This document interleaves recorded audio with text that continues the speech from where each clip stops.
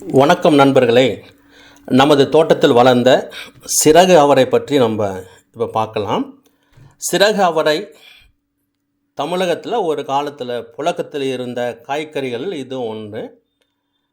காலப்போக்கில் இது அப்படியே அழிஞ்சு போயிடுச்சு. இது பாரம்பரிய ரக காய்கள் இதுவும் ஒன்று. இப்போ இது விவசாயிகள் எல்லாம் அந்த மாடி தோட்டத்து மூலயமாக இந்த விதைகளை தேடி கண்டுபிடிச்சி இதை மறுபடியும் பயிரிட்டு இதை கொண்டு வந்திருக்காங்க.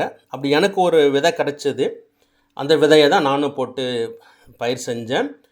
இந்த சிறகு அவரை காயில் 2 வகை இருக்குது. ஒன்று பெருசாக இருக்கும், ஒன்று குட்டையாக இருக்கும். இது உடலுக்கு தேவையான அனைத்து ஊட்டச்சத்துக்களையும் நமக்கு இது கிடைக்கிது. இது மற்ற கொடி காய்கறியை விட 20% புரத சத்துக்கள் அதிகம் கொண்ட காய்கறி. இது முடிஞ்சால் அவங்க தோட்டத்திலே நீங்கள் இதை பயிரிட்டு பாருங்கள். இந்த அழிந்து போகிற காய்கறிகளை தான் மீண்டும் எடுப்போம். மீண்டும் ஒரு வீடியோவில் சந்திக்கிறேன். பாய்.